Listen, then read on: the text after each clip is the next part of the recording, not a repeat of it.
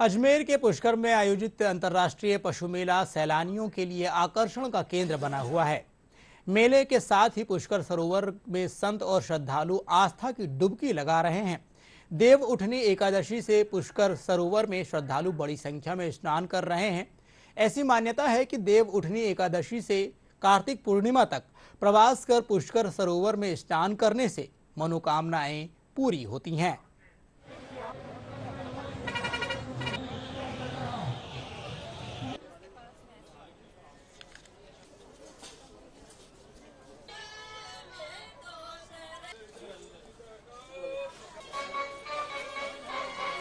ये मेला एकादशी से पूर्णिमा तक धार्मिक मेला होता है, जहाँ पंचदिवस स्नान होता है, महास्नान।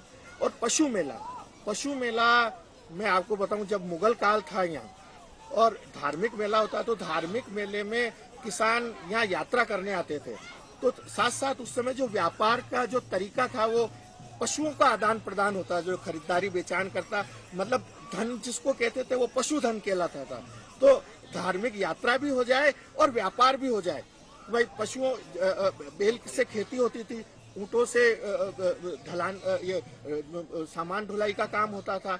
घोड़े उस समय नहीं आते थे, घोड़े थोड़े बहुत आते थे। तो उस समय ये धार्मिक मेले के साथ साथ में पशुपालक और किसान जब धार्मिक मेले में आते थे अपने पशुओं को लेने के साथ साथ, तो ये पशु मेला भी हो गया। तो पशु मेला दिवाली के बाद ही, दीपमालिका के बाद ही प्रारंभ हो जाता है। तो 8-10 दिन तक पशु मेला चलता है और एकादशी से पूर्णिमा तक ये धार्मिक स्नान का मेला चलता है, जब ब्रह्मा जी ने यहाँ षष्ठी यज्ञ किया था। पुष्कर राज सब तीर्थों का गुरु है और वेदों और शास्त्रों में विष्णु पुराण, ब्रह्म वैवर्त पुराण, अग्नि पुराण और पद्म पुराण के सृष्टि खंड के द्वितीय भाग में उल्लेखित है कि पर्वतानाम यथा मेरु, पक्षिणाम यथा गरुड़ो, नदीनाम यथा गंगा, तीर्थानाम ब्रह्म पुष्कर है। वेदों में लिखा है कि पर्वतों में सुमेरु पर्वत है, पक्षियों में गरुड़ है, नदियों में गंगा है और तीर्थों में सबसे बड़ा पुष्कर राज है। ये पुष्कर राज की जो महिमा है, ये सतयुग का तीर्थ है, ये आदि तीर्थ है। और सर्वप्रथम जब यहाँ सृष्टि का निर्माण करने के लिए ब्रह्मा जी महाराज ने हंस के ऊपर विराजमान होकर, जिनके ब्रह्मा जी के 4 मुख और 4 हाथ हैं, वो यहाँ सृष्टि के उन्होंने चक्कर लगाए और उनके हाथ में कमल का पुष्प था। वो कमल का पुष्प लेकर के ब्रह्मा जी विचरण कर रहे थे। उसी दरमियान में उनके हाथ से यहाँ पुष्प गिरा, जो कमल का पुष्प था, इसलिए इसका पुष्प और कर नाम से पुष्कर नाम हो गया। I feel like it's my own. The Indian people, they came me and bless and hug. And I feel like home here.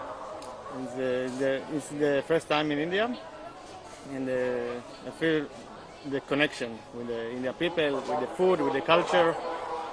Rajasthan की सांस्कृतिक शान कहे जाने वाला पुष्कर का अंतर्राष्ट्रीय मेला अब अपने पूरे परवान पर है। यहाँ पर हजारों की तादाद में न सिर्फ देशी बल्कि विदेशी पर्यटक भी पहुँच रहे हैं। यहाँ एक तरफ पशु मेले में जहाँ पशुओं की खरीद फरोख्त हो रही है, तो दूसरी तरफ इस मेले का अपना धार्मिक और आध्यात्मिक महत्व भी है।